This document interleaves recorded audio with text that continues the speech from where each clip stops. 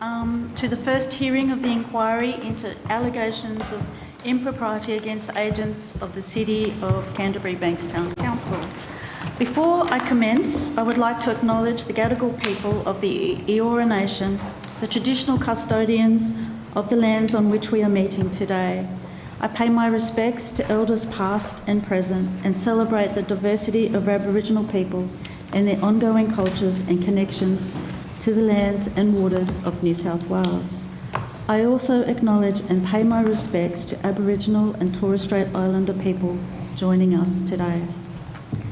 This morning we will be hearing from Councillor Carl Asfor, the Mayor of the City of Canterbury Bankstown Council, and the Mayor is accompanied by his legal advisors. Before I commence, I would like to make some brief comments about the procedures for today's hearing. So today's hearing is being broadcast live via the Parliament's website. The proceedings are also being recorded and a transcript will be placed on the committee's website once it becomes available, noting that the transcript is likely to be available from early to mid-January. In accordance with the broadcasting guidelines, media representatives are reminded that they must take responsibility for what they publish about the committee's proceedings.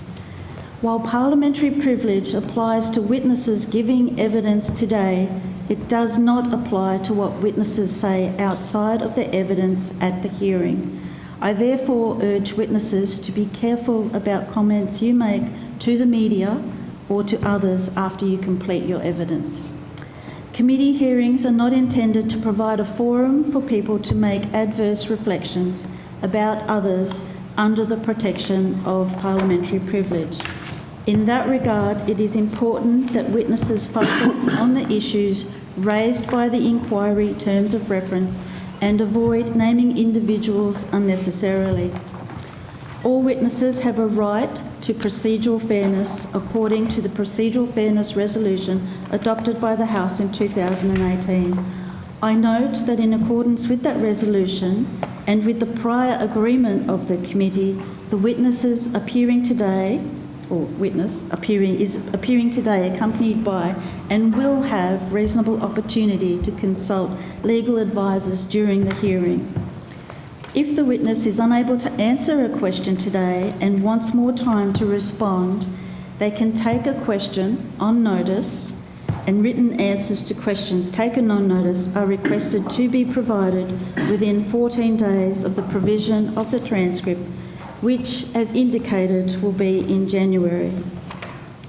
In terms of the audibility of the hearing today, I remind both committee members and the witnesses to speak into the microphones. And finally, I better do this myself, could we please turn our mobile phones to silent for the duration of the hearing. So I now welcome our first witness for today's proceedings. Before we begin, could I ask you to state your name, your position, title, and swear either an oath or an affirmation? Cal Asfor, Mayor of the City of Canterbury Bankstown, and I wish to take the oath. Okay. I swear that the evidence now about to be given by me shall be the truth, the whole truth, and nothing but the truth, so help me God. Okay. And before we commence, would you like to make a short statement? Yes, I would. And if you Thank can you. Keep it to a couple of minutes. Sure. Thank you, Committee Chair, honourable members of the committee. Can I also acknowledge the traditional owners of the land upon which we meet, paying respects to elders past, present and emerging. And before making my opening statement, I'd like to place on the record that I'm appearing at this inquiry voluntarily and under no duress, and with the intention of cooperating fully with all reasonable and fact-based questions which afford me procedural fairness. Coming here today, I'm filled with mixed emotions, and at the core of these emotions is one of anger. Anger at the haphazard way this inquiry was called and the lack of transparency and due process afforded to not only myself but the council staff that have been called to appear, and the anger at the besmirching of my good name and integrity. With no reflection on this committee, the Minister for Local Government, Wendy Tuckerman, should be sacked for calling this inquiry and wasting taxpayer funds all for political gain. an inquiry so broad and based on unfounded, baseless allegations made under parliamentary privilege with the sole purpose of damaging my reputation and my political aspirations. It is no secret I got under the skin of this government when I stood up for my community and many other residents of Western Sydney during the harsh lockdowns and overzealous policing during the COVID pandemic. I've had a political target on my back ever since, and this is payback. The Minister has on at least 4 occasions attacked me in Parliament, yet not once has she bothered to pick up the phone to check on my well-being or inquire about the allegations thrown around. Nor has she bothered to ask her own department, the Office of Local Government, which has greater powers than this inquiry, to conduct an inquiry with fair and appropriate terms of reference. One should be asking the question of the Minister, why she has blindsided and bypassed her own department. In fact, the President of the independent body, Local Government New South Wales, wrote to the Minister posing that very question. Members of the committee, the Minister orchestrated this inquiry with the full knowledge that any wild, unsubstantiated allegations can be hurled around with the protection afforded politicians under parliamentary privilege. It's no secret that former Prime Minister Scott Morrison's head kickers are now operating here in Macquarie Street, and Minister Tuckerman is clearly a puppet of these faceless men, Morrison men, smear kings, and doing their bidding. I'll take a deep breath before sharing with the committee my real anger. It stems from having to watch my wife, my children, my parents, my loved ones go through the mental anguish of having to deal with the lies and innuendo perpetrated by the dumped and disgraced member for Bankstown, Tanya Mahaley, a coward who has raised these allegations previously and someone who fails to disclose that her allegations were previously referred to the ICAC and thrown out more than 10 years ago. Members of the committee, I have served my community as a councillor and mayor for the past 17 years, and my reputation and my integrity are intact. During this time, there has never been any credible allegation that I have acted unethically or improperly. You should be aware as a councillor, I have no delegated authority to spend money or make any decisions on behalf of the council without the knowledge and approval of the elected council body. Furthermore, I have written to the Chief Commissioner of the ICAC, Mr John Hatzitsagos, referring the parliamentary allegations to him. Council has also commissioned the eminent Arthur Moses SC to oversee an inquiry into Ms Mahaley's claims and other matters, and my understanding is his report is imminent. Finally, I would like to share the personal toll the baseless allegations and the calling of this inquiry have had on my family. My wife is on the brink, having to listen once again to these hurtful personal attacks at a time when she was spending days caring for our young daughter Annalise, who has Angelman syndrome, a rare genetic neurological disorder. I really do hope none of you have to go through this. All I ask from this committee is for procedural fairness, as the truth is my defence, and I know that once the mud is washed away, justice and my truth will prevail. Thank you, and good morning, and thank you for coming along today. Just on a point of order, Madam Chair, who are the other 2 gentlemen seated either side of the witness? Are they going to be sworn in? Because certainly if they're providing any advice to the witness from this close proximity, I'll be able to hear it and might have opportunity to respond to it. The normal practice would be for people sitting at the front table to be sworn in as witnesses. Otherwise, they'd sit behind and pass up notes. At a minimum, I'd just like to know who they are, I suppose. Oh yeah, I was just getting to that, saying that they've brought legal representation today, and that is under the procedural fairness, and we as a committee did agree to this.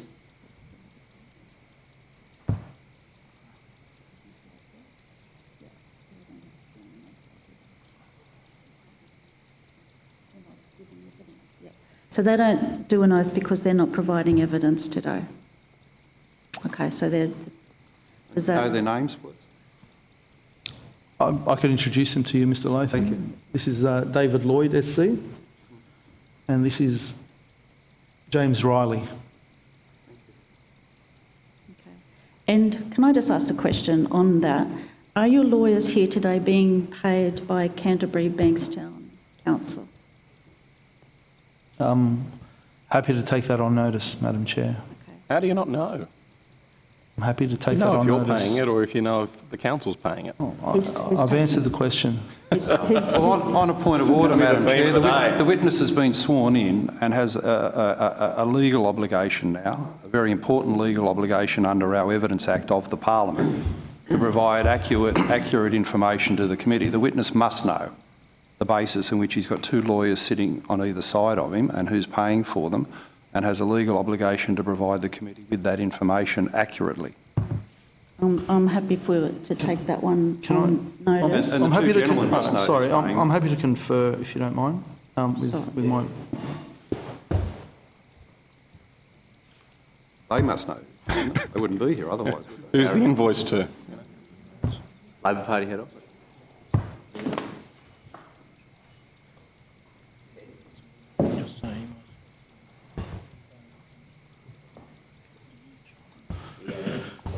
Madam Chair, my barrister and solicitor are here today and are instructed by council's insurer. And Council's insurer. Council's. council's insurer. Who paid for the letter that Rebecca Giles sent to some of the members of this committee? Rebecca Giles, I paid for that. Now, what we'll do now is the questioning will be 20 minutes to the government, 20 minutes to and then 15 minutes at the end for the opposition. So sorry, that's 20 minutes, 10 And minutes? then No, 15 minutes at the 15, sorry, end. So sure. it'll probably go 20, 20, and then reserve 15 minutes at the end. Okay. So I'll now hand over to... Madam Chair, thank you very much. Mr Asfor, I just want to refer to your opening statement, one particular section in which you mentioned local government, New South Wales, wrote to the minister. Yes, How is it that you know that local government, New South Wales, wrote to the minister? because they forwarded a copy to the council. Okay, all right, thank you. I want to refer to your 2022 disclosure of pecuniary interests and other matters. Under sources of income, you have listed EAL Consulting as a source of income with the address as a PO box in Chullora. Now, there does not seem to actually be an ABN for an EAL Consulting in Chullora. Are you able to elaborate a bit more on that company? I haven't, it's not a company, it's a business, and I haven't done much work. I don't have the details at hand for that. Okay, sure. Can you tell us what EAL stands for? The initials, Yes. E is my son Elias, A is my daughter Annalise, and L is my son Lucas. Sure thing. And is it an incorporated entity? No. Okay. You've declared yourself as a self-employed through EAL. And does it have any other partners, or is it just No. okay, just you? And what's your role? You're the managing director, Self-employed. self-employed, just one-man band. And what kind of consulting does EAL consult on? I haven't really prepared, because the terms of reference are so broad, for that, so I'm happy to take that on notice. Well, this, I You don't haven't- know what you do. You don't know haven't- what you do as a self-employed. I haven't done much work through EAL for quite a long time. But you would have some knowledge of what it did at the time that it did operate. I've consulted for hang For on. who? Who have you consulted for? clients. Who? Who are these clients? In what profession? In what area? I'm happy to take that on notice. Well, on the point of order I raised earlier, Madam Chair, the Mayor has furnished a document to the Council dated the 18th of November listing this consultancy group as a current relevant source of income. It's a pecuniary interest declaration under the rules of the New South Wales statute, and it's just not credible, having listed this as a source of income, to say he has no knowledge of who he's doing the consulting for, who pays the income to him. He must know and has a legal obligation to tell this committee. And you've said you'd want to take that on notice. I don't have the details at hand, but I'm confident I haven't done anything inappropriate. Well, hang on. In your opening statement, you say the truth will be your defence. We are here giving you the opportunity to tell the truth, and you simply zip up within 15 minutes of opening. The business name, as you just said, is your children's name together in an acronym, but you can't tell us you're the sole operator. It's your business. You run it. You can't even name one client, but you name it as a source of income in your pecuniary interest. It's just bizarre. I haven't done much work through EAL for a long time. I don't have the details at hand. The terms of reference for this inquiry are broad, and I did not bring myself up to speed with the history of EAL consulting. I was focused on my councillor and mayoral role because of the terms of reference. Again, I've taken it on notice, and I'm happy to provide that response. This is not a business that you have joined or a board that you're a part of that has operations everywhere. You're telling us it's basically the family business. You're the one running it, the managing director or thereabouts. You're self-employed through the business. You can't name one client here. Or what you do. Or what it does, what the It's a consulting business, and again, Consulting's a broad I'm term. happy to take it on notice and provide the committee with that answer. Well, on a point of order, Madam Chair, the pecuniary interest declaration seeks sources of income received by the Mayor from an occupation at any time since the 30th of June this year. So we're talking about a company that's been listed as a source of income for the Mayor in the past 6 months, and it's just not credible for the Mayor to say he's got no knowledge of what those sources of income have been and refuse to tell this committee reliable information as who he's been consulting for. This is a defiance of the rules of the Parliament and the due processes of this committee. I'm happy to take that question on notice, offering procedural fairness. Mr Aspel, less than 15 minutes ago you said the truth will be your defence. I'm here giving you a pretty open question. Can you tell us if any of the clients you dealt with in that capacity reside or operate in the Canterbury Bankstown area?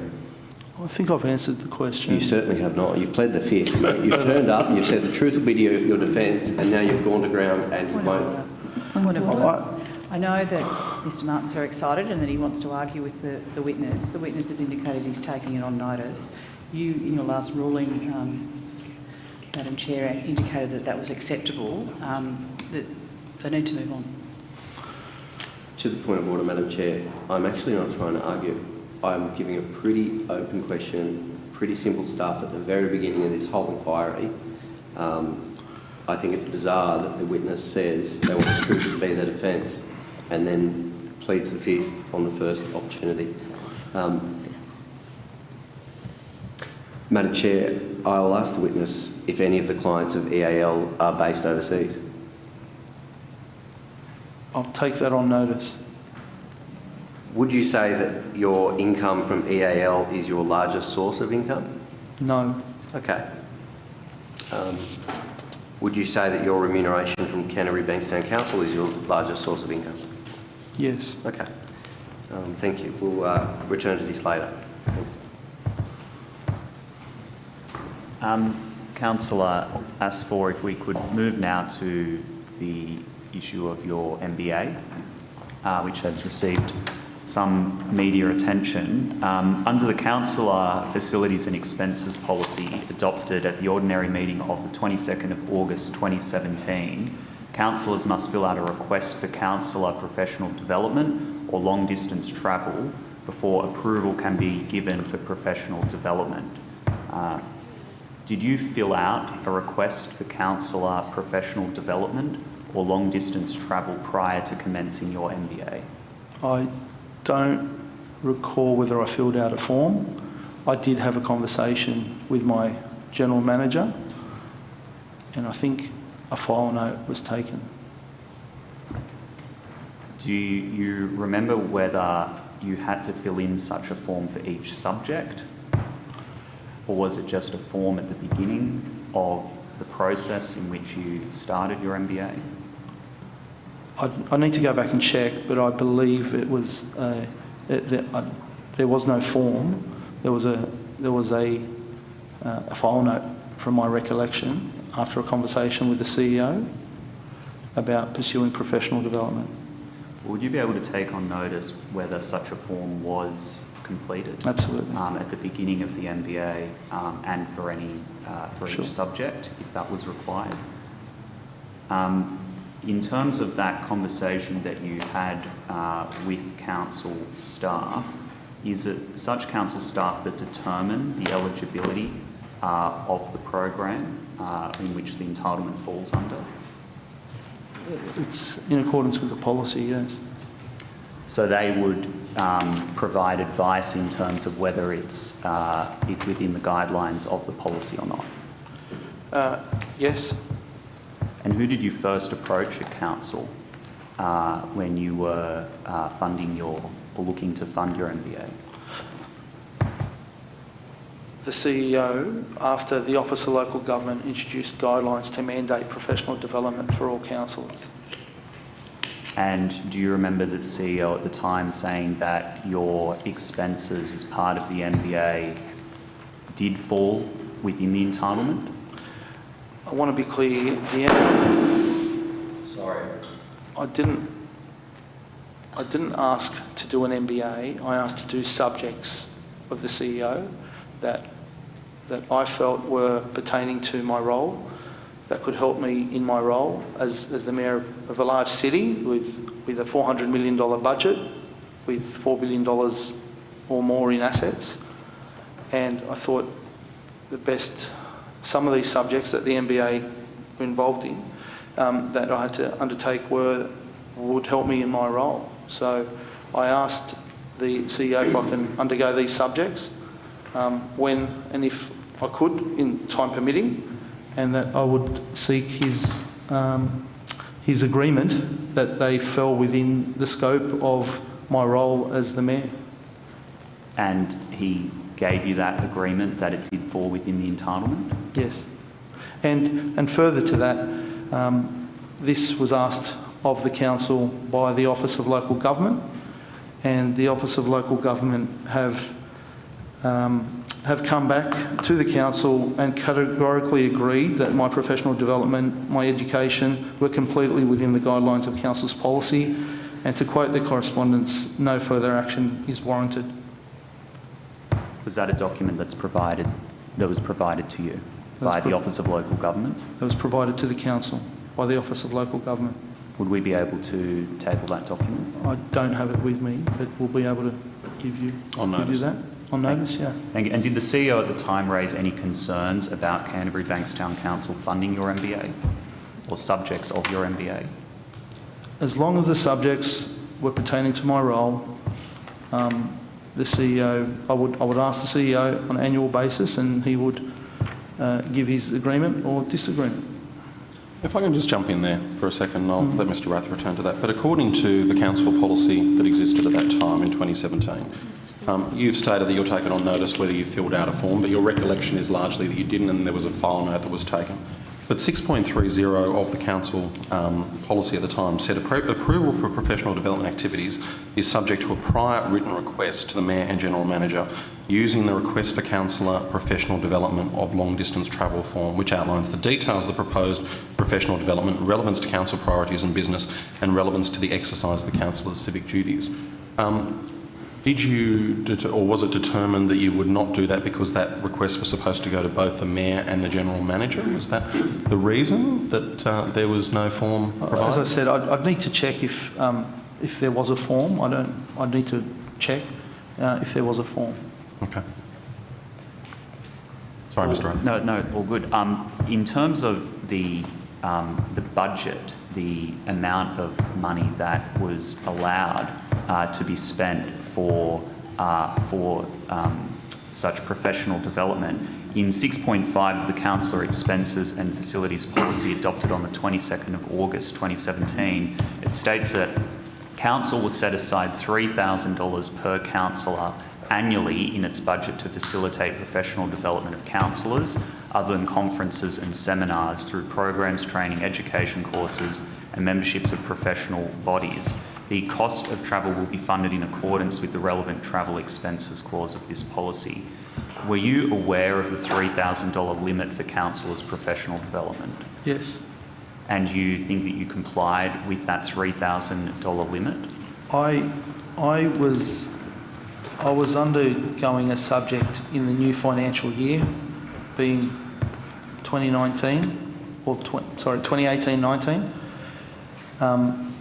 That's when the subject commenced. That's when my studies happened. I lodged the claim for the amount for that subject prior to the financial year, and administratively it was paid 2 weeks prior to the financial year. One of the subjects you did was project management principles, is that correct? Yes, it is. What projects have you managed at council since completing this subject? There's been many projects that I've had to many projects that we pass in our annual budget. The projects also tender documents do come to confidential sessions of the council, which are in relation to projects. So I think it's important that I understand the principles behind project management as part of my job. But wouldn't you agree that being the mayor is like being a chair of a board? It's not a matter for a management role going to the issue of an MBA or project management. That's what the council staff are there to do in terms of management. The role of a mayor is more in terms of governance and representation of your community. So do you agree that it's also a role to oversee the management, as a chair would?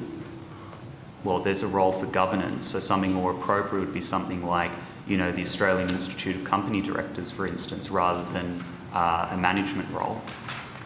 Again, my job as the mayor is to oversee the management, and we've seen examples across New South Wales of staff not doing the right thing. Central Coast, for example, Kiama, and if the elected body and members of the elected body don't have the right skill set to oversee, again, $400 million budget, $4 billion worth of assets, millions of dollars spent on projects across the city every year.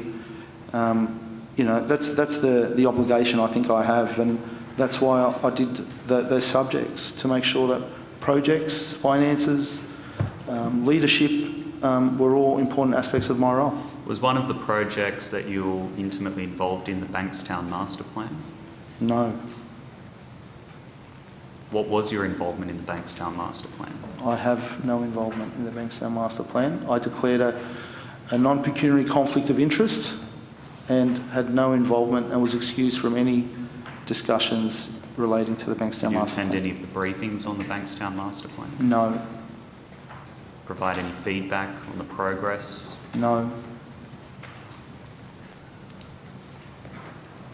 In terms of the reimbursement, which we were talking about before, falling in the same financial year. So you were reimbursed for a second subject on the 12th of June for $2,545. The two MBA subjects totalled $5,090. Was this brought to your attention by the council staff? No. So you're in breach of the policy because you were over the limit that was allowed, and it was never brought to your attention by anyone at Canterbury Bankstown Council. No, as I mentioned, I put in the claim. It then goes through an administrative process. If the claim was paid 2 weeks later, it would not have been a breach. So the breach was technical in nature. And again, I don't pay myself. I put in the claim form, and the council then reimburses. So the council approves the expenses? The council staff reimburse the claim. They approve? The claim? Yes. Yes. So Yes. their role is to approve. You lodge the form, Yes. and then they decide whether it's in accordance with the guidelines, in accordance with the rules, with the policies, and then they approve the claim. So they have the power to not approve certain claims as well. Yes. Have you ever had any such expenses knocked back? I'd need to take that on notice. I've been on council for 17 years and made many claims as falls under the council's expenses and facilities policy. At the ordinary meeting on the 25th of September 2018, changes were made to the councillor expenses and facilities policy. Do you remember what any of those changes were? There were a number of changes due to my recollection, due to guidelines changing from the Office of Local Government and a number of other factors that were all provided to the Office of Local Government when they asked the question. Well, in the prior, before that change, as we spoke about, the professional development allowance was $3,000 a year. After that change went through, you could claim up to $15,000. Do you remember that being one of the changes that was adopted? The change was to facilitate professional development, and the amount was changed not just for professional development. That number of $15,000 for the mayor then included conferences, seminars, programs, training, study tools, programs with affiliated organisations, membership of professional bodies, as detailed in the Councillor Professional Development Handbook. Very generous increase. Did you instigate these changes? No. Was it instigated by council staff?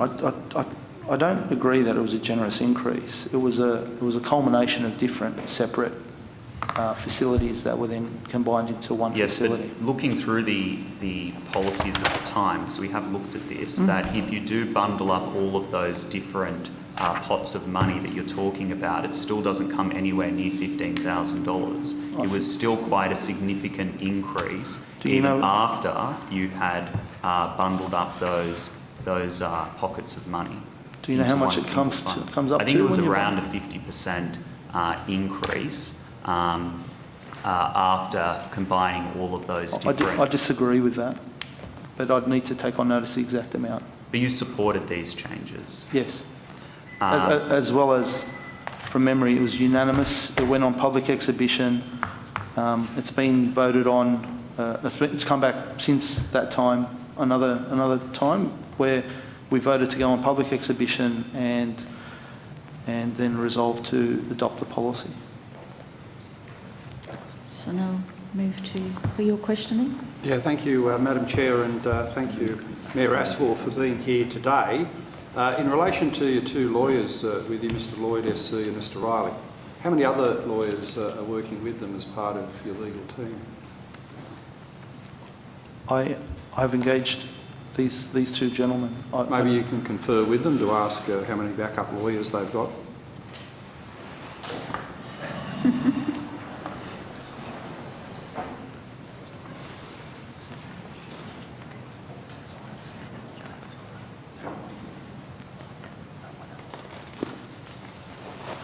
I think there's a question as to whether it falls within the terms of reference, number one.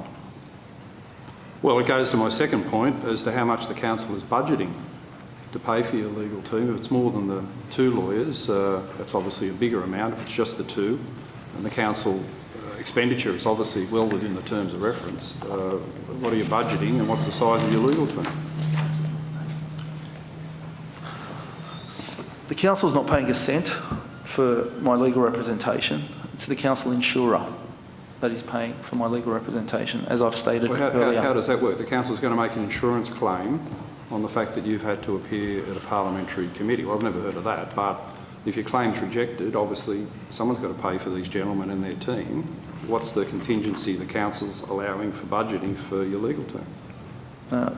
Again, if I was your insurer, I wouldn't be paying a cent out for the fact that you're here facing allegations from your local state member of parliament and other matters to appear before a parliamentary committee. So, but you're not my insurer, Mr Latham. Sorry? You're not my insurer. No, I'm not. But I'm telling you, I'd be surprised if the insurer would pay. I don't know what arrangement you've got. That's a matter for the insurer then, isn't it? Yeah, but the council must have a contingency in mind for the cost to the council and the ratepayers of your legal team. What is that? You should ask the CEO. Well, the CEO hasn't appeared and refused to appear. And I understand there was an appearance scheduled for this afternoon that was cancelled. I'll come to that matter shortly, but you said earlier on you oversee management. You're saying here you've got no idea of what the financial liability might be for your council in funding your legal team? Not 1 cent of council is paying for my legal team. It's the council insurer. I think I've answered that now. Have you got a number of letter from the times. insurer saying they're meeting the claim, even though you wouldn't have lodged the claim because you don't know the expenses? So you answered your own question there, Mr Latham. Have you got the letter from the insurer that you can provide to the committee? I do not.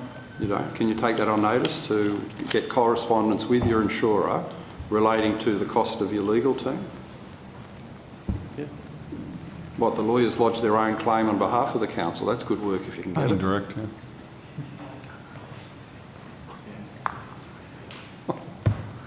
You're in the wrong business here, mate. I'll take it on notice. You take it on notice? Thank you. Thank you. In your opening statement, Mayor, you made a very passionate and personal statement of your objection to this committee inquiry, raising personal family matters that are now on the public record. If those family problems are so critical, why are you running for state parliament? To take you further away from home with big responsibilities in an 8-year term? No, he's put them on the terms of reference. Because That is certainly not within the terms of reference. No, well, you put them in your opening statement, which is open for questioning by the committee. If those problems are so critical, Madam why are you Chair- taking Madam Chair, yourself further I'll say they're away not. from the problems with an 8-year term for the Labor Party in the upper house? Madam Chair, that does not fall within the terms of reference. It does after you provide an opening statement. I didn't say those things. You put them on the public record. Doesn't it seem incongruous that if those problems are so critical, at local government level, you would take on the bigger time responsibilities of running for state parliament? But it doesn't match up, does it? Can I just say, like, in terms of this inquiry, I don't think it's under the terms of reference? You do? It was, it was in the opening statement. Anyway, okay. We'll note that there was no answer to that point. Well, I'd ask for the question to be stricken from the record, Madam Chair. It's not How it about we works. strike your opening We ask the statement from the record and your attack on the local government minister? I mean, if you want to get passionate and personal, people will ask you questions about it, and I've asked a legitimate question. Point of order. I'll just, Chair, you've ruled on this matter. I think it'd be Just move sensible on. for us to move on. Yep. Thank you, Madam Chair. You mentioned earlier on the non-appearance of the CEO. What discussions did you have with the CEO about his non-appearance? I haven't had any discussions about his non-appearance. That's a matter for him. Not a single word was spoken about the fact that he wouldn't be coming to an inquiry into you. Point of order. Sorry, just for clarity, my understanding as a committee member is the CEO is appearing now. That's been deferred till January, but at the moment, Chair, I think But the why understanding... didn't he appear today as originally Because scheduled? Parliament was Because of the recalled, they were Parliament due to sitting. come this afternoon. They had Yeah. agreed to come this afternoon. So I think it'd be fair, there was some initial resistance, but they are now appearing, those officials, and we're expecting that in January as well. So, Mayor, as far as you know then, the CEO will appear? As far as I understand. Right. As Mayor, are you aware of a document prepared by Susie Stewart, the former wife of the CEO, that outlines page after page, dozens and dozens of allegations against the CEO, each of them probably a sacking offence in their own right? I've not read this document. You've got no knowledge of this document that's circulating in some quarters in the Bankstown, Canterbury local government area? I have not read this document. Right. Would you undertake as Mayor that if you were provided with this document with serious, heinous allegations against your CEO, and I understand personal friend and associate of yours, that the CEO will answer these point after point at the committee inquiry where he does appear? Well, I take back that the personal friend. I have a good working relationship with my CEO, as all mayors do, number one. Number two, I don't know what's in that document. Well, let me quote and number point three, four if from it falls Susie within the terms of reference, I'm sure my CEO can answer it. Okay, well, the point 4 says that Carl Asfor, the Mayor, is a personal friend of Matthew's. Matthews has tended his home for visits on a couple of occasions. Matthew approved a granny flat for the Mayor Point of order. after being pressured by him. So, I mean, these are credible point of allegations order, that contradict Madam your Chair. evidence. Mr Latham, I have a point of order. Thanks. I mean, I'm not seeking to get into the middle of this, but the Councillor Asfor's just indicated that he's not seen this document. It's not directly to deal with him, it's to deal with the councillor officers that you'll have an opportunity to put to when they actually appear before the committee. So I think we should probably move on. Can I just ask, did the councillors... Yes, they have. Yeah, okay. They're we're canvassing dates in January. Yeah. That's right. Okay, I'll take that advice. Kicking and screaming. Thanks. And you'll leave that for the next meeting. Yeah, Madam Chair, I'll take that advice, but having been a mayor myself in another lifetime, there are varying ways in which you can answer all matters or narrow it right down. So I'm unaware of what the mayor exactly knows, and that's why I'm asking questions. And if you want me to bring them to the CEO's notice, I'll do so at the appropriate occasion. But something the mayor does know about is EAL Consulting. And can I just confirm, Mayor, that earlier on you told us that this is basically sole trader Yes. operation?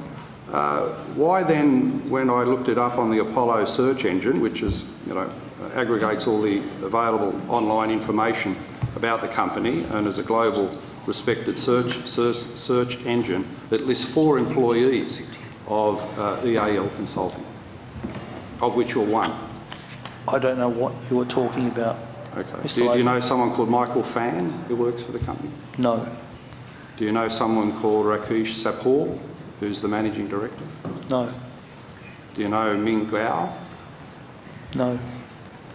You've never heard of any of those people. Is there any No. reason you can understand why the Apollo search engine would list them as 3 employees and you're the 4th? You need to ask the Apollo search engine. Right, okay. Does EAL provide management consulting services that combine strategic process, people integration, change management and human resources management? Is that what you do? No. What is the nature of the consulting? I think I've said that I'll take that question on notice, but I'd like to see, can you furnish me with that document, Mr. Latham? I'd like to see what it is that you are quoting from. Yeah, at the conclusion of the meeting, I'll give you a copy of it, but it's a credible search. So for engine. procedural fairness, it'd be easier for me to answer questions if I have Yeah, seen well, it. I furnish you with what I choose to furnish you with, and that's not procedural fairness, but I'm just asking you, are you aware of any of those individuals? And it also lists notable alumni Sunny Huang. Do you know Sunny Huang? No. At all? You don't? So you're adamant then in your evidence to this inquiry that you are the only employee and only consultant that operates for EAL. Yes. And why hasn't it got a registered office at Shallora? It's a PO box, isn't it? Online pecuniary interest. Why does the ASIC search for EAL not turn up any registered location other than one in the United States and one in Shanghai? I can't answer why the ASIC register says what it says. I can tell you that I am self-employed. It is, it's not a company.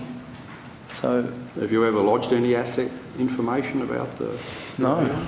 Asset information, did you say? ASIC. ASIC, no. the federal regulator? No, not that I can recall. Have you ever had a registered office in Shanghai? No. No. Have you ever done any consultancy work for Chinese financial interests? Not that I'm aware of. I'll take that on notice, but not Take that I'm on aware notice. of. Thank you.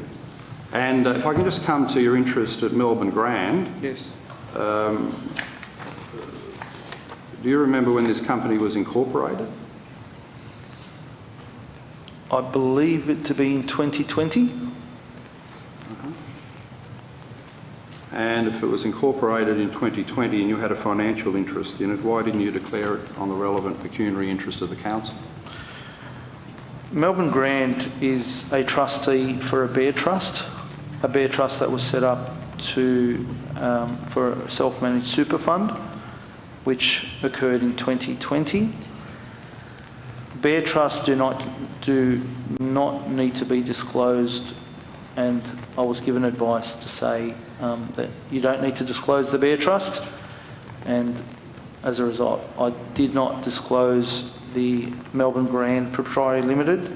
When I was made aware of my oversight, I immediately updated the record. Right. Who provided you with that original advice? I don't know if may have been my solicitor at the time. Your private solicitor? Yeah. Not.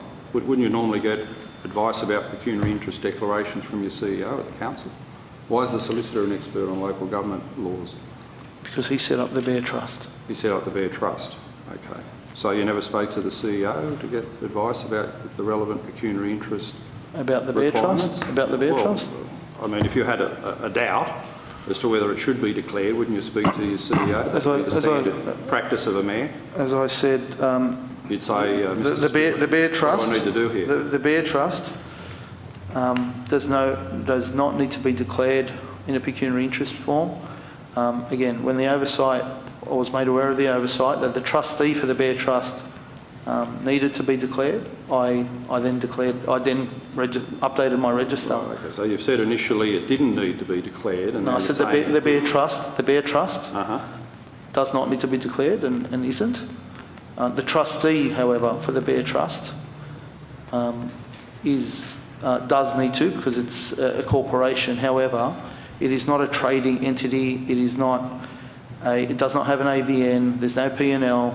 It's set up just as a vehicle to borrow money to complete the transaction for the super fund. Right, and what's the nature of your financial interest in the company? I'm a shareholder and director, I'm sure. But again, it's a non-trading entity. And can you confirm that the company owns a property in the Melbourne Grand apartment complex in Melbourne? The super fund does, yes. And why was that acquired? Because I decided with my wife to move from my industry fund and purchase a property, and I decided to buy, the super fund decided to buy the building or the unit in Melbourne. Right, and have you got any knowledge of who financed that purchase Who financed for the it? super fund? I rolled over my industry super fund money Right. over the years of working, and my wife's industry super fund money, and made the purchase, and the difference was acquired through a loan, which again is why the Bear Trust was set up, because a super fund under the SIS Act cannot borrow money. Right, and who financed the loan? As in which lender financed Yeah. the money to the Latrobe Financial. Right, it wasn't BC Invest? That I then refinanced and went to BC Invest. Through BC Invest? Yes. Okay. And you visited this site to inspect the property? Yes. Right, and who financed that? Who funded that? It was privately funded. Right, had nothing to do with council finances? No. The trip to Melbourne? No. Right. And are there any other properties owned by Melbourne Grand that you should declare an interest in? No. Melbourne Grand is not defined as real property, and so is not on my pecuniary interest. Right, but this is a property you've travelled to Melbourne to inspect, and by the sound of it, you're regarding it as owned by you. It's owned by the fund. It's owned by the fund. It's owned by the fund, but what's your use of it? What use I is have made of it? no use Who of it. manages the use of the property? As in the real estate manager? The real estate manager. Right, okay, but I just can't understand why if this... Do you have a self-managed super fund, Mr. Latham? No, I don't, Well, but- then that's No. maybe why you don't understand. Well, it's also, I'm not understanding because your answers are confusing and somewhat contradictory, because you're making out this is all at arm's length. If it's arm's length, why do you go and inspect the property yourself? Wouldn't that indicate that you'd have some personal use for the property? No, it would not. No.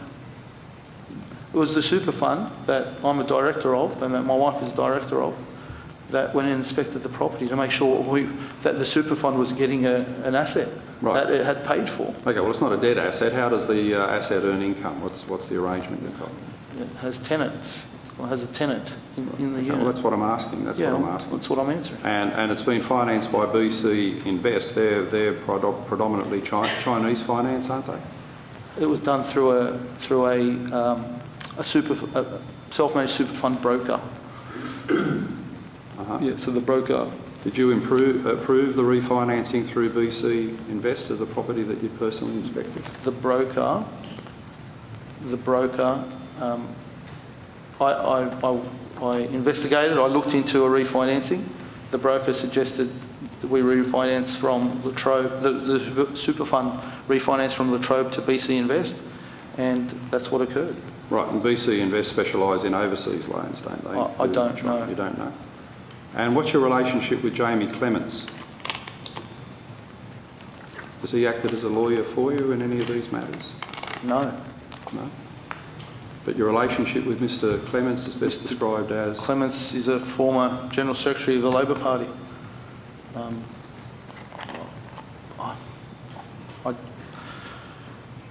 I don't have a relationship with Mr Clements. You're not friends at all? Associates? No. No? No.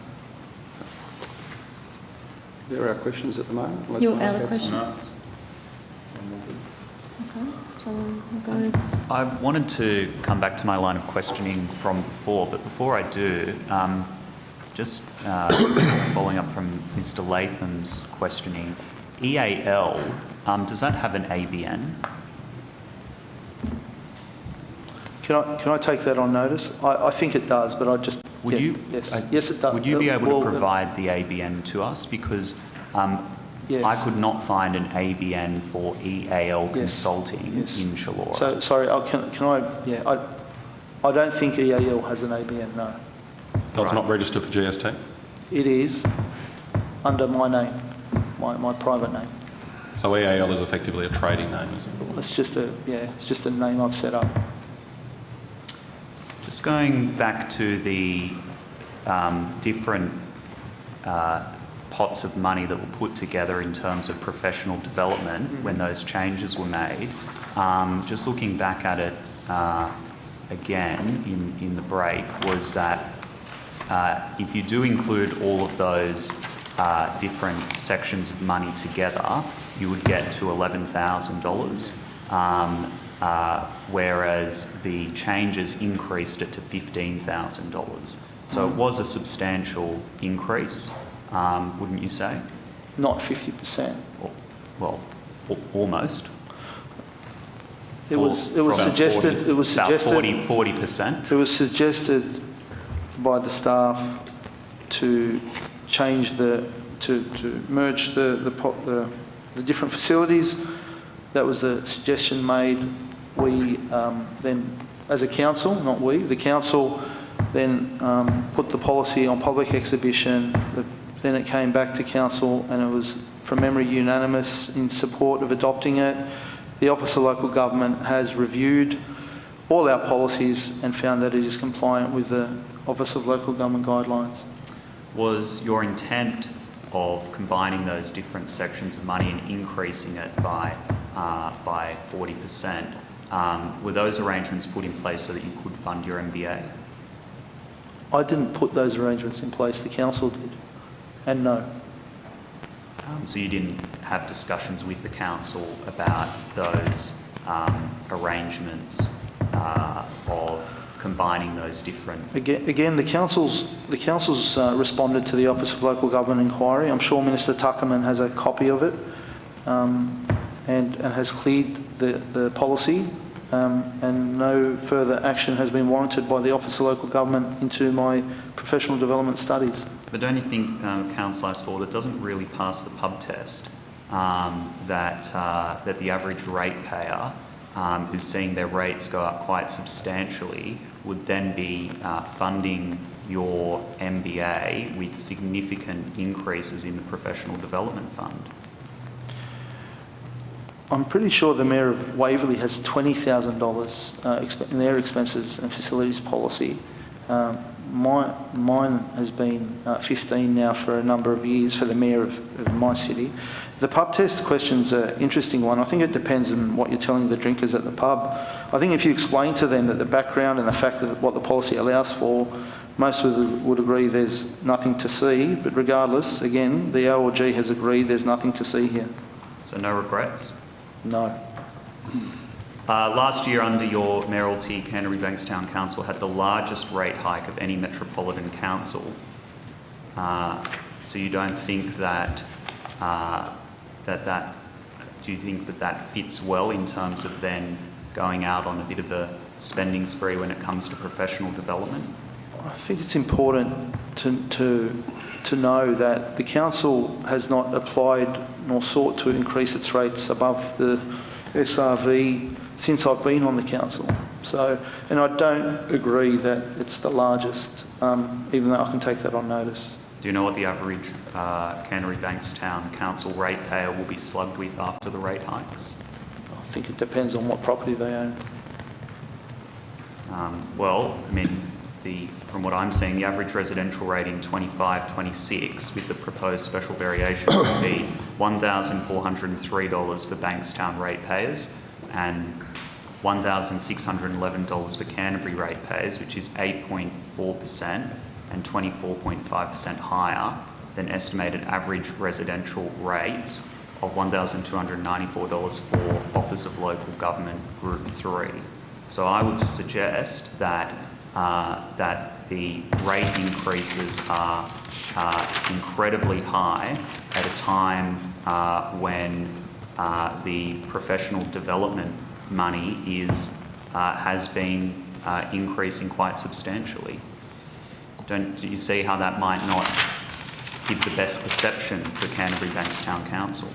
The rate rises, or the increase in the ERCRV was approved by IPART, and it was approved by IPART, and I'm told was the feedback that it was one of the most impressive applications made to IPART in relation to SRV, in the fact that we consulted thoroughly with our community, understanding that the council at Bankstown anyway former Bankstown had never applied to, or sought to increase above the SRV. And when you couple that with the cost shifting that has occurred over the years or decades towards local government, and the amount of infrastructure backlog that we as a council need to administer and manage moving forward, I think you need to put your question in context that the SRV, while I wish we didn't have to, the SRV formula is broken, and that's why it's under review by your government. So you don't think that you're ripping off the ratepayers of Canterbury Bankstown? No. Madam Chair, thanks, Mr Aspel. I might turn now to some of your overseas study trips and the like through council. Would you mind outlining to the committee where you've been overseas on behalf of council? Can I take that on notice, because I don't want to... Well, you can start by one. general gist, can't you, of where you've been? Yeah, sure. Firstly, all travel done overseas has been in accordance with Council's facilities and expenses policy and approved by Council. All travel has been presented to an open Council meeting and approved by Council laws, all done in accordance with the policy. I know there has been media about a United States trip back in 2019. I've also represented Council overseas at my own expense. So, I'm happy to take that on notice, Mr. But which Farlow. cities have you been to? Have you been to LA?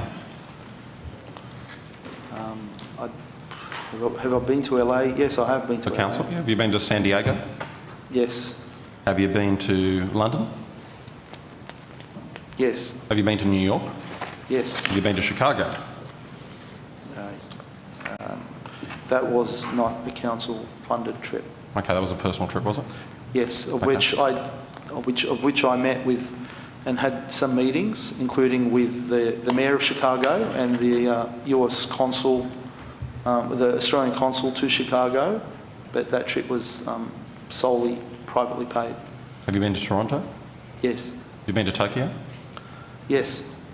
You're sort of the lucky star of local government, aren't you? The I've been everywhere I've man. been on council for 17 years, Mr. Farlow, and they're not all individual trips, as you seem to put them. A lot of those trips were, one trip where a number of cities were visited. Okay, so let's turn to one of those trips where there were several cities visited. You've got the Cities Leadership Exchange, which was, I think, the 2019 trip you were referring to before. So can you describe what that exchange program was about? The Cities Leadership Exchange, can you just remind So that was me which one? I believe that was the 29th of October until the 9th, sorry, this is the 2017 trip. Yes. The 29th of October until the 9th of November 2017 17. trip, yeah. That was a trip organised by the Cities Leadership Group.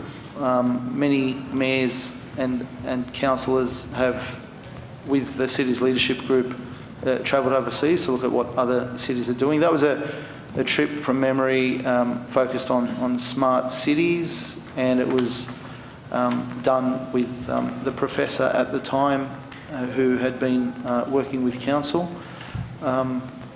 Again, it was back in 2017, so I'm just trying to recall. 5 years ago, yep. Yes. Pretty close to the date, yep. Yeah. So. And so how did you first hear about it?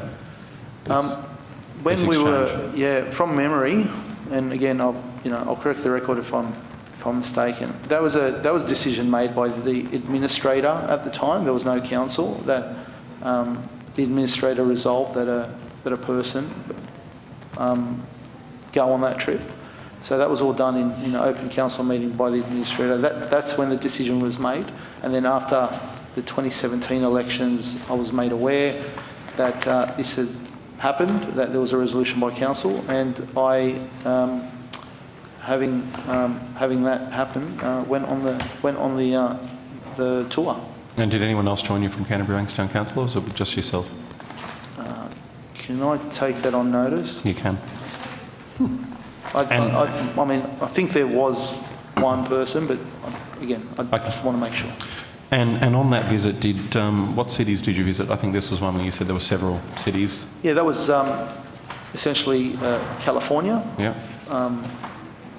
San Diego,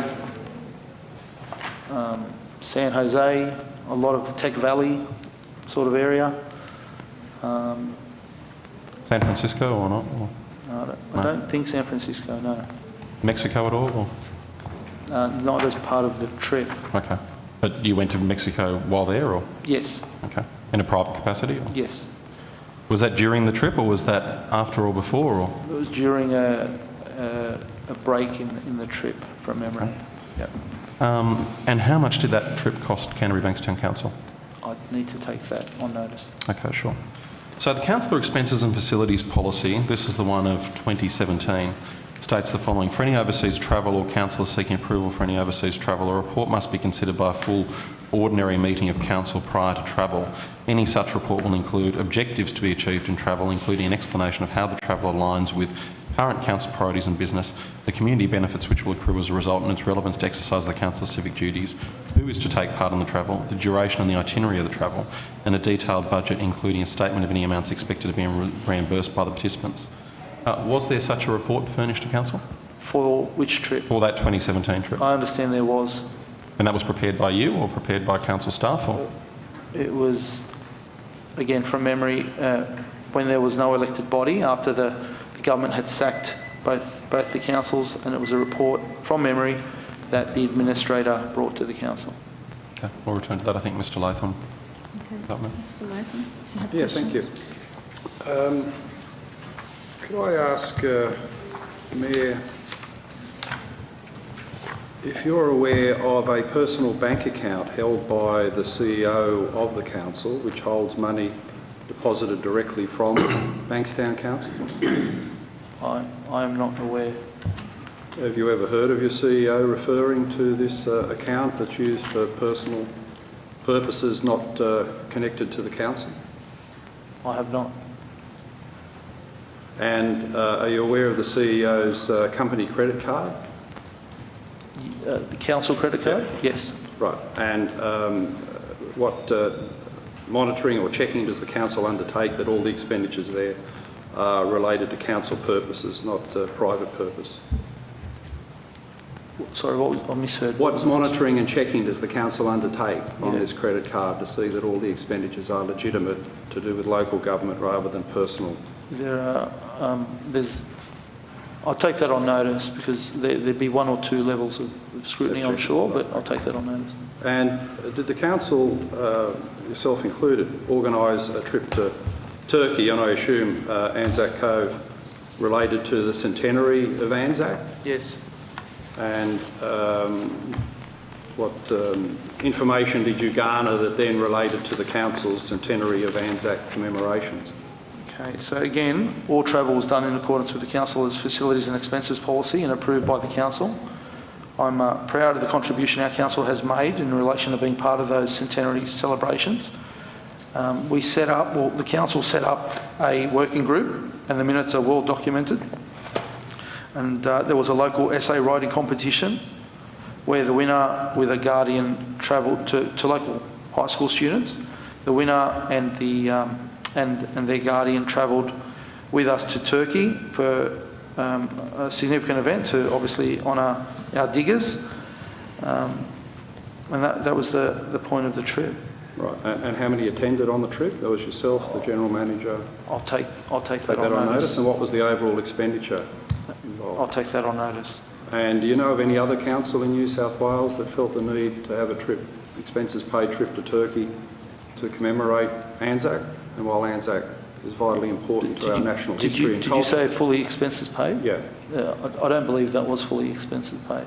Well, you said you didn't know the amount that the council spent. I don't know the number, no. Okay. What was the breakdown? What did you cover out of your own pocket on this trip? From memory, and again, I'll take it on notice, but I certainly paid for my international airfare. Right. And did you also undertake a trip to Liverpool, England? Yes.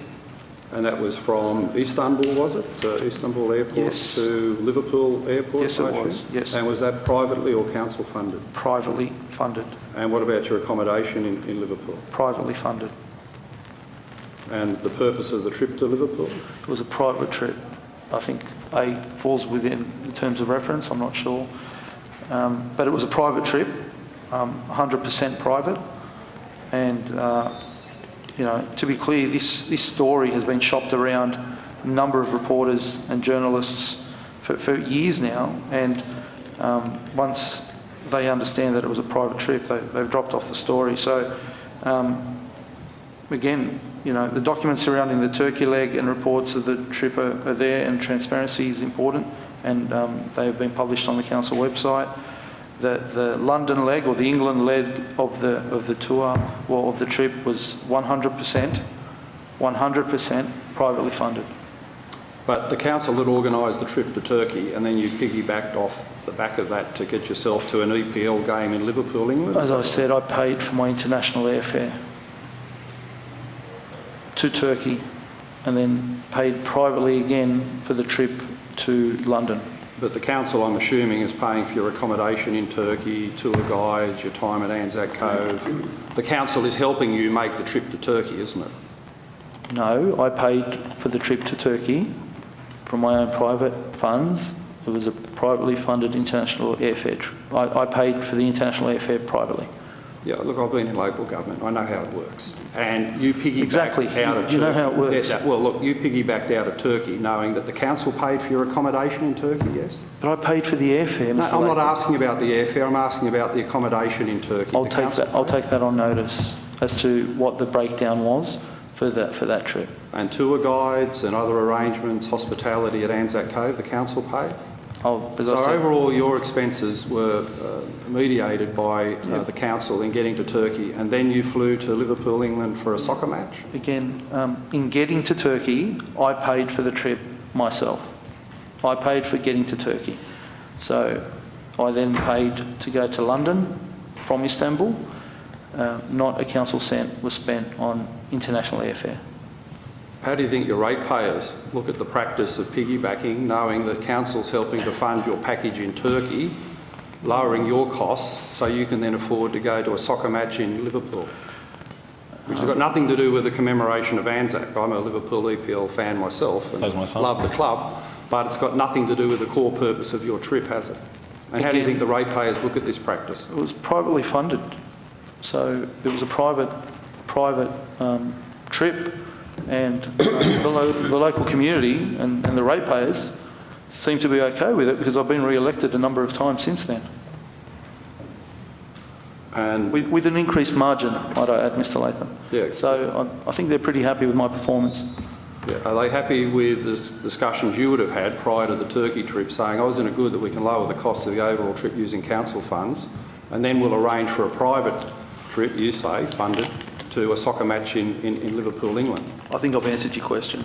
And what about the return leg via Singapore? Who funded the accommodation and your expenses, restaurants, hotels, other outlays in Singapore on the way back from Liverpool?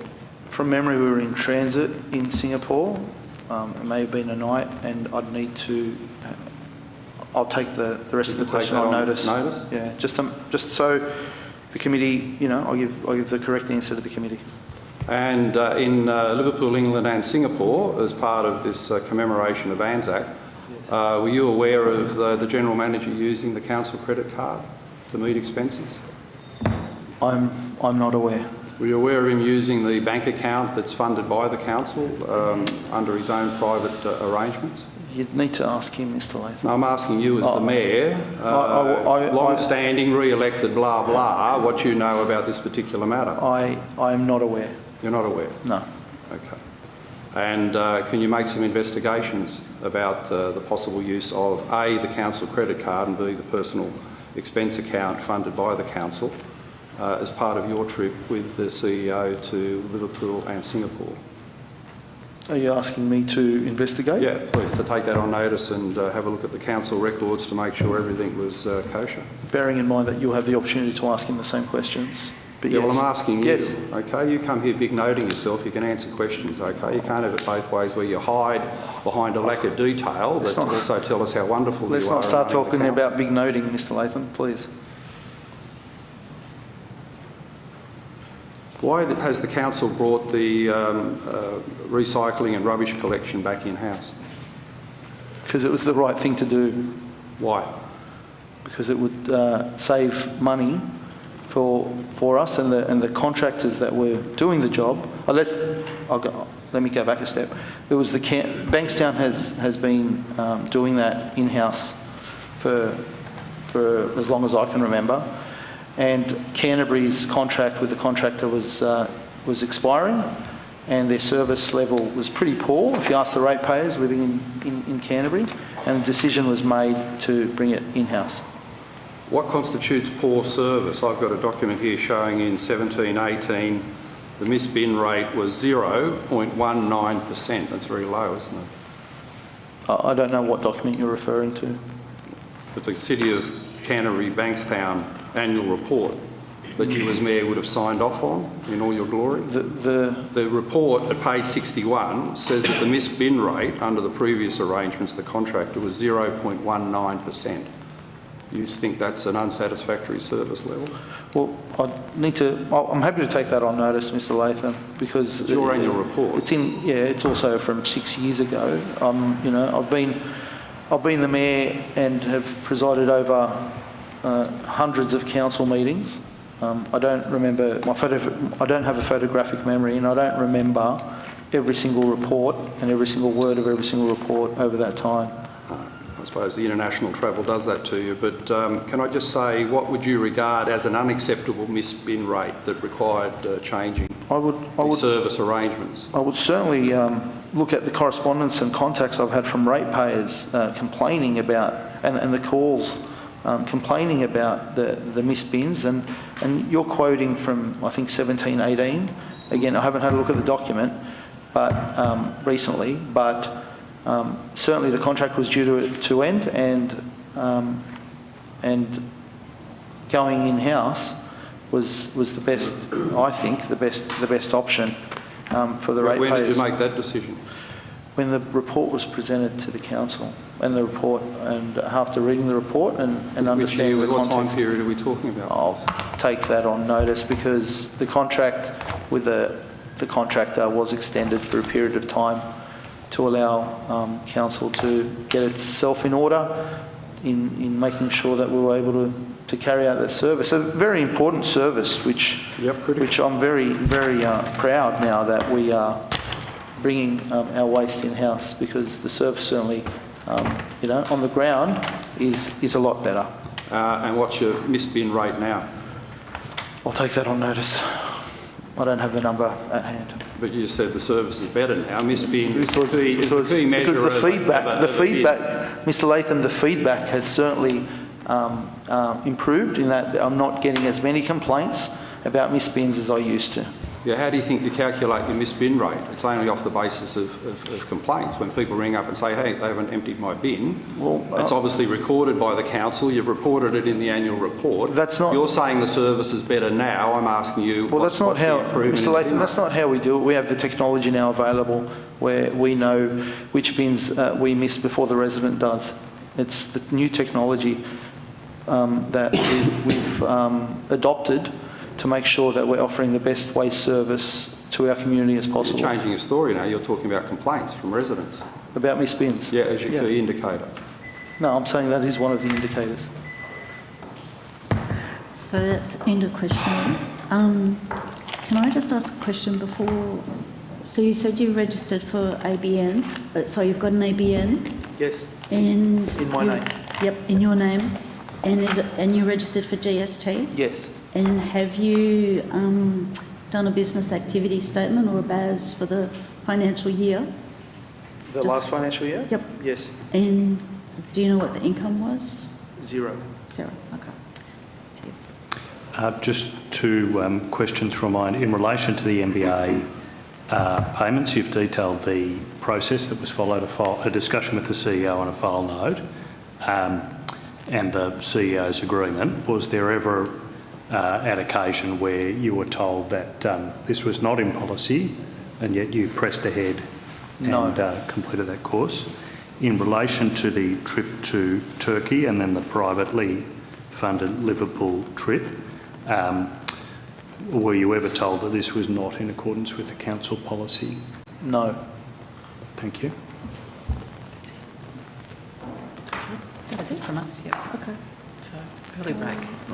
Why don't we go to the break early and come back? We'll go to break early and come back sometime. 15, is it? How long was it? So I think we come back. 11:15. 11:15. So if you can come back at 11:15 and Thank you, Madam Chair.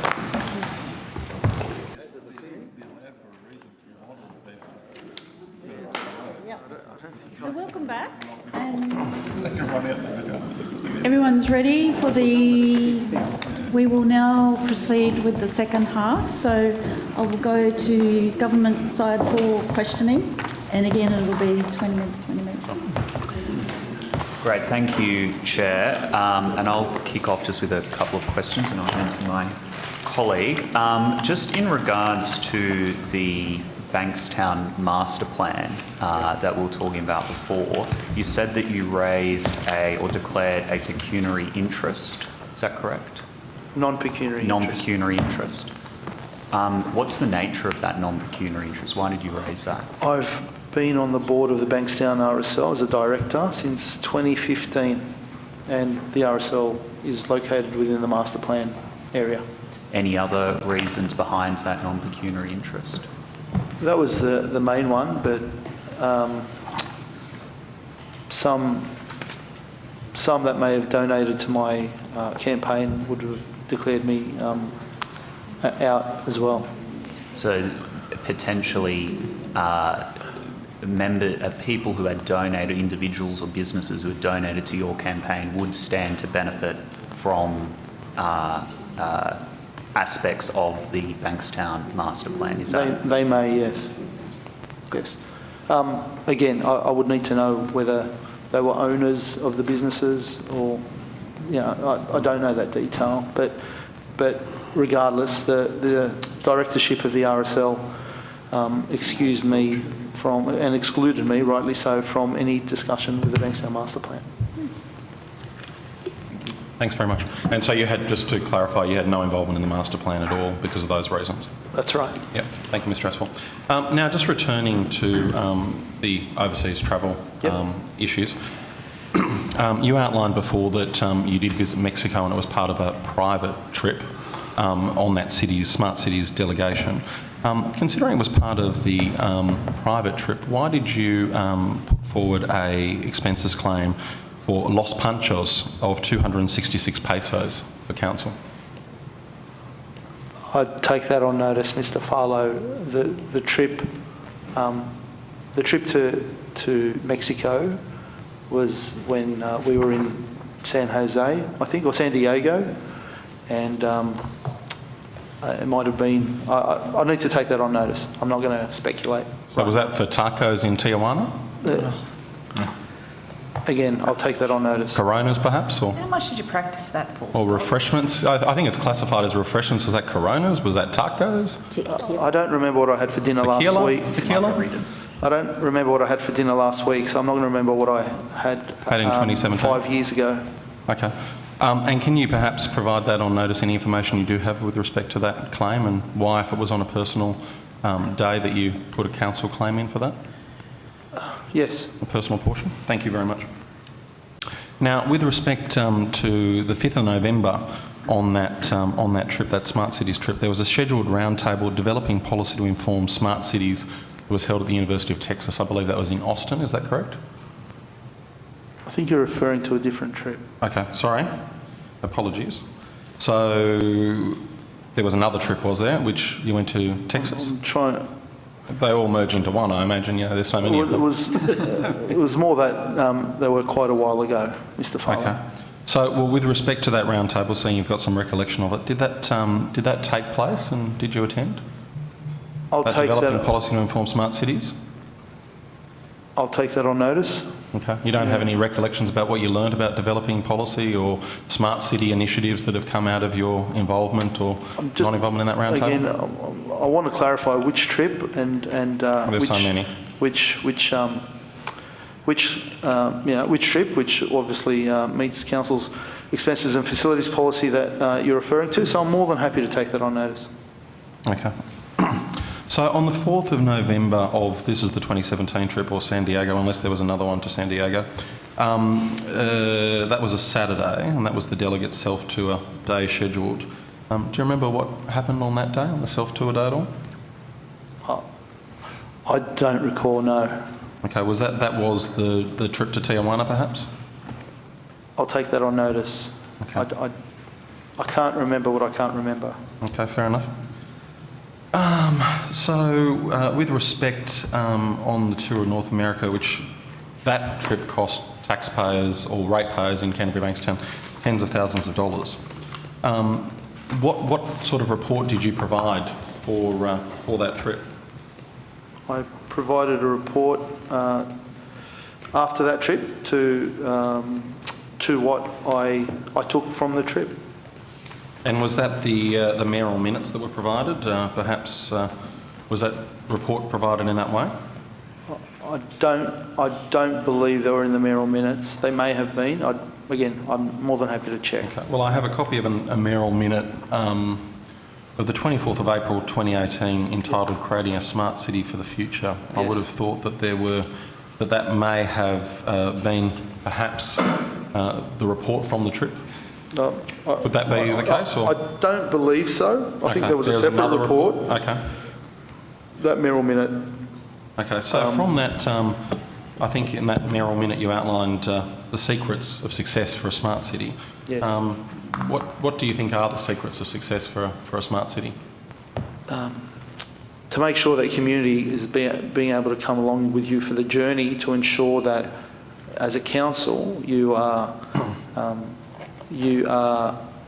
using technology to better the city, for a council to be able to run its operations in a more effective and efficient manner, to make sure there's digital equity, to ensure that that you aren't left behind as a city, and that's some of the things. We were also adopting a smart cities roadmap, and it was important that we got that right moving forward in the smart city space. What are some of the smart cities initiatives that Canterbury Bankstown Council have? The first is using artificial intelligence on our waste trucks, having data to ensure that we know when bins are missed before the resident wakes up and finds out, and able to go in there. The data's live. We were also able to secure a $1 million grant from the federal government, which, if we hadn't gone on that trip, I don't think we would have even applied for it, let alone be awarded that $1 million, which I think is important. To our Closing the Loop program, which is part of the AO technology, to using and having open data. They're just some of the themes, I think, of smart cities, and and learning those things from the cities around the world that are doing it best was certainly helpful. Thank you, Mr Asfor.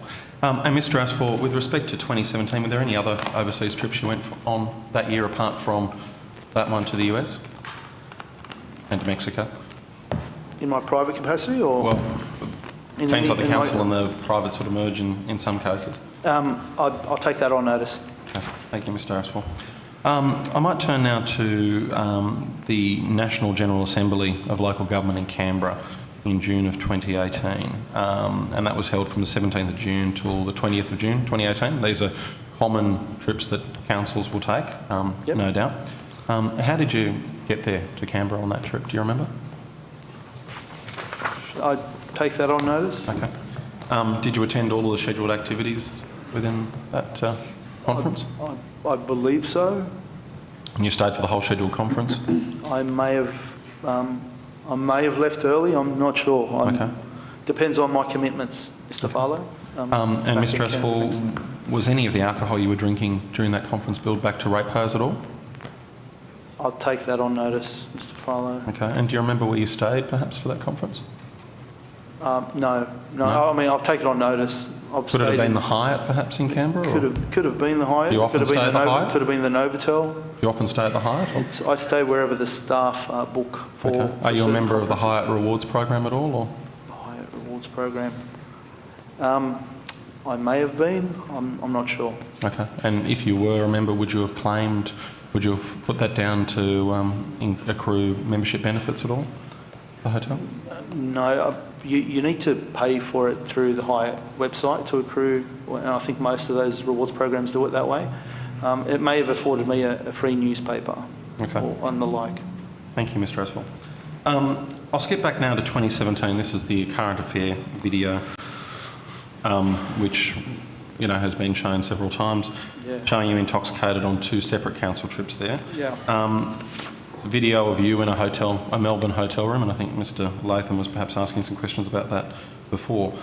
Who were they staff members who were with you at the time in that hotel room? Yeah, I'm not sure it was in Melbourne. Okay. It may have been, but I'm not sure it was in Melbourne. But yes, the video that I think you're talking about did have staff members in it, yes. Who were those staff members? As in... Yeah, who were they from council? What were they Directors. positions? Don't necessarily need to say their names. Directors. But directors, the of CEO, council. or I haven't watched the video for a while, but yeah, the CEO may have been there, yes. do you know who filmed the video? Or Who filmed the video? I'm not sure, no. Okay. No, I can't recall who filmed the video. yeah. And how do you think it ended up in the media, that video? I can only guess, Mr. Farlow, and I don't want to guess here today. Was there any investigation conducted by the council into that video, or the leaking of that video, or circumstances around it? I'm not aware of it. There may have been, but I'm not aware. And any of the alcohol you were drinking in those videos, was that billed to the ratepayers of Canterbury Bankstown? Not that I'm aware of, no. Okay. And have you ever billed the cost of alcohol to ratepayers at all, or? I'll take that on notice. Okay, thank you. I've been on council for 17 years. Yeah. Now, with respect to the October 28 Local Government New South Wales Albury Conference, the Canterbury Bankstown Council Annual Report of 2019 refers to 7 councillors, including yourself, attending at a cost in total to the council of $21,795. That equates to $3,113 per councillor if they were all to have claimed an equal amount. How did everyone get to the conference? Did they fly or drive? Do you remember? I don't remember how everyone got there. I'm pretty sure that I flew to Albury. But I'd On a need to commercial double check flight, that. or was there a charter jet from... No, it was a commercial flight. Okay, There's never been an instance of a charter jet that I'm aware of. okay. And do you remember where you stayed in Albury? No, not off the top of my head. It would have been a local hotel, I'd imagine. And did you stay for the entire conference? Or thereabouts. Well, for a trip to Albury, $3,000 odd per councillor seems like an exorbitant amount of money for a local government conference to Albury. Does that include the registration fees for the conference? I'm not sure. Well, You'll have to neither tell am me I. to take it on Neither notice. am I, Mr. Farlow. So But I think those are covered under your expenses policy by your policy externally without reimbursement, though. If you look at your policy. yeah, again, I don't have the If you numbers take in it on front of me, notice and Mr. perhaps Farlow. I provide don't some have the explanation. numbers, Mr. Farlow, in front of me. Now, I might turn to East London. This was a September 2019 trip. Yes. So you toured East London, and that was approved by an ordinary meeting of council on the 23rd of July 2019. Was there any detailed budget that was provided at that meeting? I'd take that on notice. I don't have that. And That, what prompted you to undertake this trip? Discussions with the organisers of the trip, who were taking a bunch of leaders, including state government representatives and business-minded people to a trip to East London to look at how Western Sydney and East London are very similar, and how that Western Sydney might need to look at East London for some, I guess, for how successful they have been and how successful Western Sydney should be, because clearly there's a disadvantage for people living in Western Sydney. Okay. And with respect to that trip, you were talking about the organisers. Who were the organisers of that trip? The Western Sydney Leadership Dialogue. Okay. Thank you. Now, that report approved by council approved $5,000 excluding GST plus flights. On the 5th of August 2019, you were reimbursed for $6,469 for the Western Sydney Leadership Dialogue study tour. Did that include the flights, or? Take that on notice, Mr. Farlow. Okay, if that was the case, why did the trip costs exceed what was approved by council at $5,000? I don't think that it did, but again, I'll take it on. I'm happy to take that on notice. Okay. And are you aware, did you think that the report authorising the travel met the requirements outlined in the council expenses and facilities policy at the time? I'm happy to take that on notice, but I believe so. Okay. Was there an itinerary that was provided to council when approving that budget? I don't have the council report in front of me, Mr. Farlow. Again, happy to take it on notice and provide you with a response, or the committee with a response. I've got to say, from looking through that report, I don't see a detailed itinerary, nor do I see a detailed budget, including a statement of any amounts expected being reimbursed You know that by the Stuart Ayres did participant. $300,000 worth of travel in his entire Well, I think time you've done enough on the committees. I think you've done ministerial. enough Just to be committees on clear this. here. I think you've done enough committees on this.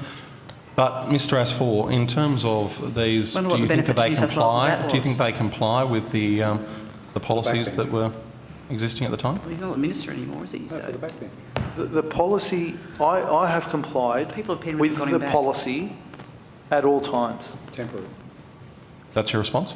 That is my response. Okay, thank you. We'll come back to that in future inquiries, perhaps. Mr. Asfor, at the ordinary meeting held on the 26th of November 2019, reference is made to a potential trip to Chicago, and I think we were discussing this before in Chicago. Did you end up going to Chicago, or? Yes. Yep. And that report said that that was at no expense to council. Was that the case? Yes. Okay. Did you pay for that yourself, or was Yes. it funded by somebody else? I paid for it myself. Okay.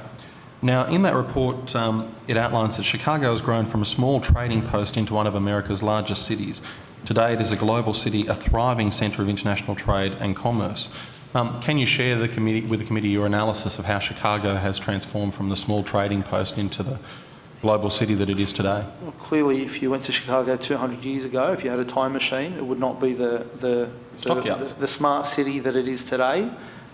With the population that it's dealing with today, with the ability to provide services for its residents at a high standard that it is today. So yeah, it certainly has transformed in 200 years, no doubt about that. And how's that history informed the City of Canterbury Bankstown? I think the trip was a private trip, and while I was there in my private capacity, I undertook to meet with some government representatives, and I think I've already mentioned I met with the Mayor of Chicago, which was a good meeting for me and on behalf of the city to have. I met with the US consul to Chicago. I keep saying that. I met with the Australian consul to Chicago as well. I met, and I'm happy to provide who I met with in my capacity as the mayor on a privately funded trip. But I met with, from memory, an executive from KPMG and others. And I'm happy to provide that to the committee. But Thank you, again, Mr. not 1 cent of ratepayer money was spent on that trip. And did any council staff accompany you on this visit at all? Or? The CEO accompanied me, and it was a privately funded trip on his behalf as well. And so the As far CEO, as had, from- yeah. there were no expenses claimed by the CEO or yourself during that period? Certainly not from myself, and I don't believe from the CEO, yeah. Thank you, Mr Asper. That's it from me.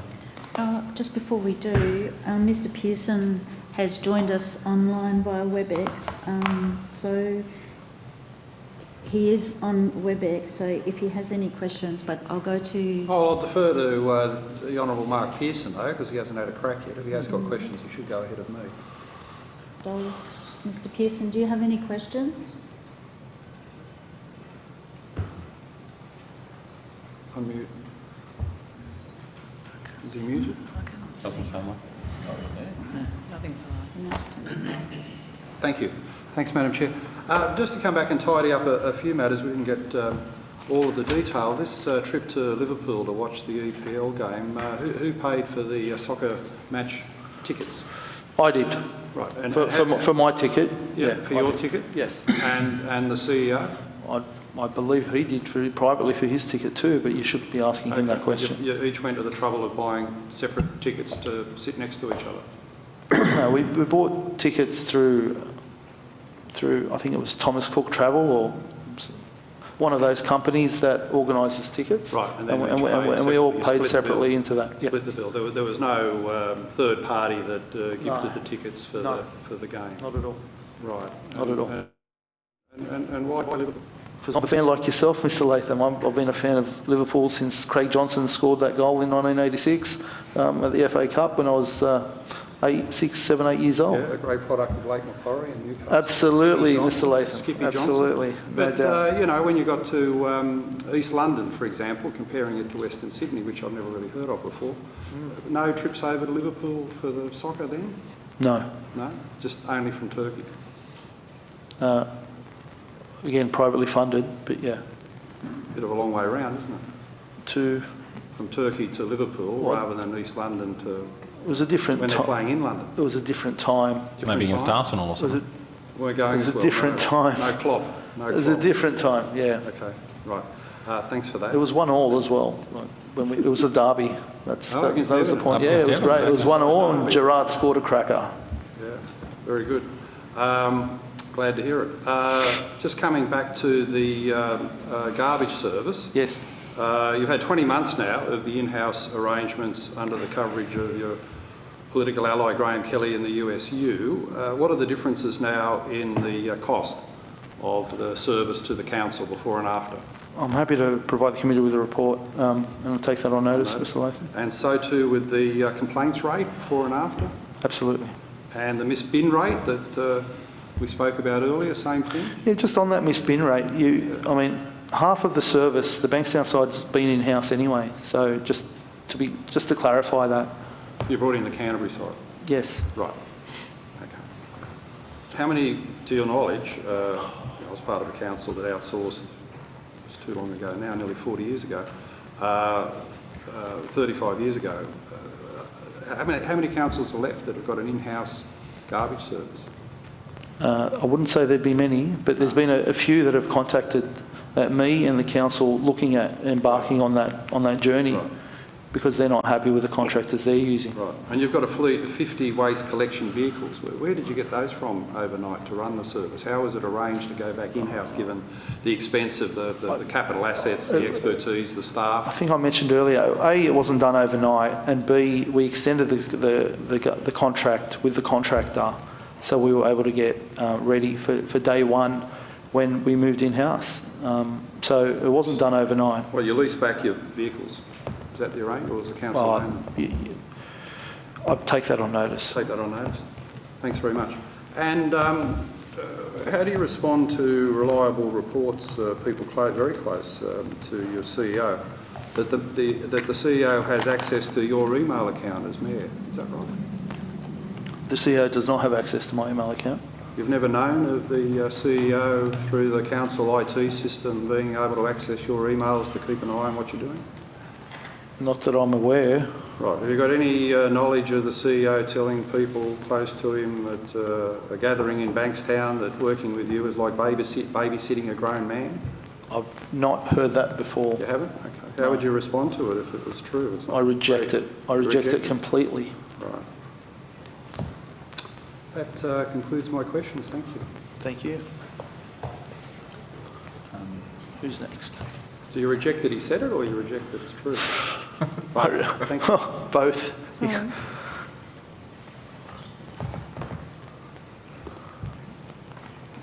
We got Mr. Pearson back? Mark, do you have any questions? I've got no questions. I'll defer to the other Mark in the room if he, or on TV if he's got a question. We've got three. There's three of us. Dog with a hair lip. What about the crossbench, the mark bench? Way to go. If Rath's got a few. there's no more crossbench, I'm happy to ask a few more questions. So just going back to the Bankstown master plan. Yes. You said the non-pecuniary interest that you declared at the time, that there may have been donors to your campaign that may have benefited from aspects of the master plan. Yes.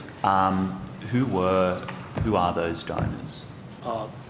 It's all in my my campaign. What do they call it? The campaign declaration that I give to the Election Funding Authority. It's all stated in there.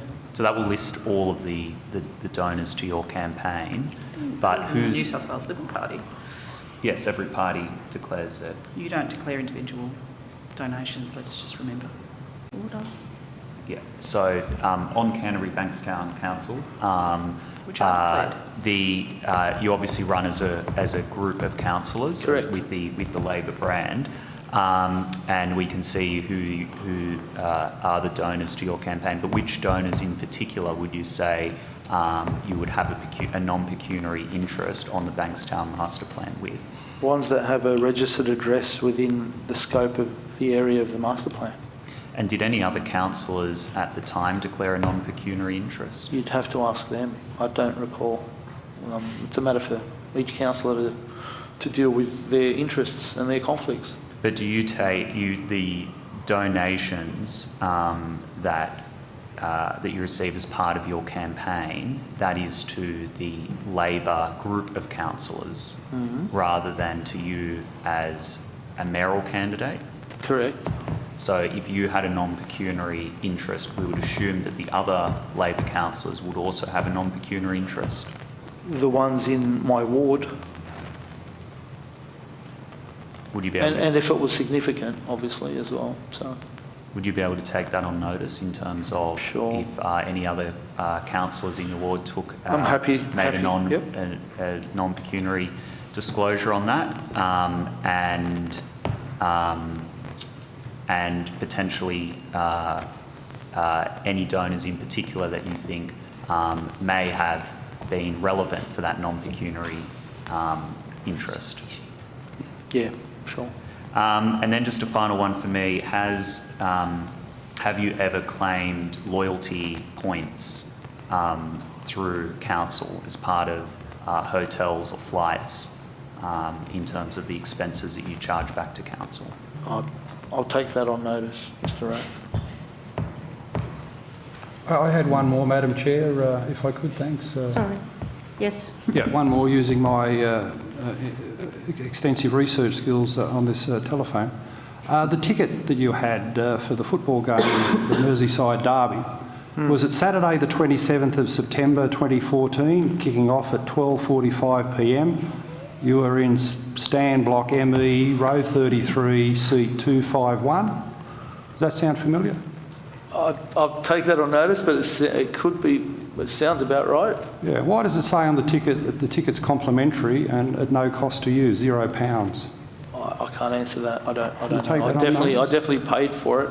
I know that. Right, okay, well I've got a copy of what I believe to be the ticket. You Yeah. told this inquiry under oath Yeah, no, that you absolutely. paid for it, and it I says did- I did. complimentary £0. So I've given you the details, maybe you can jot them down and check your records. It was on the 27th of September 2014 at 12:45 p.m. You're in stand block ME.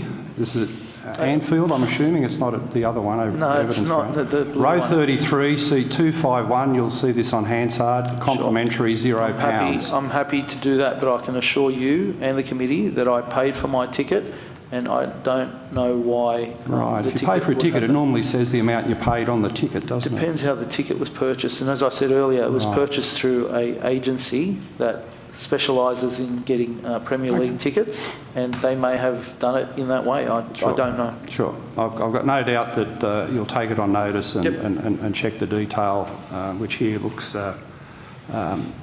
quite clear what's gone on. But if there's an explanation, the committee, of course, will be very happy to hear it.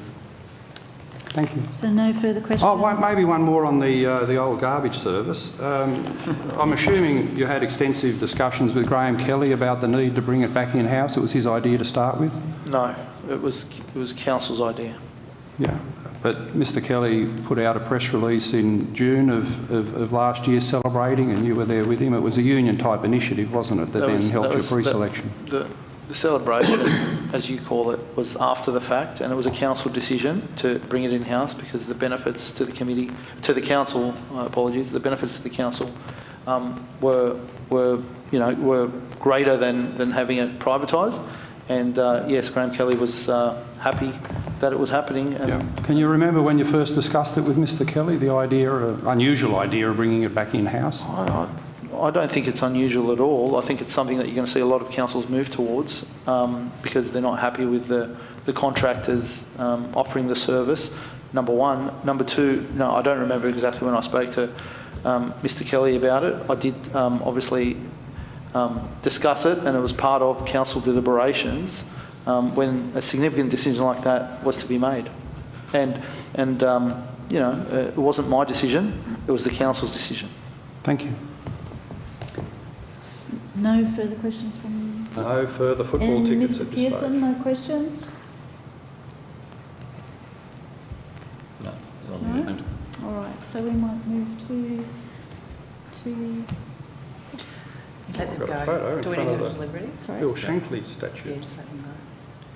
let them go. Yeah, we don't No, do we? no We- further we got them questions from from us. me. Okay, so the committee has resolved that answers to questions taken on notice, of which there are many, be returned within 14 days of the provision of the transcript, which as indicated will be mid-January, and the Secretariat will contact you in relation to the questions you have taken on notice. Thank you for your time today. Thank you, Madam Chair. Thank you to members of the committee.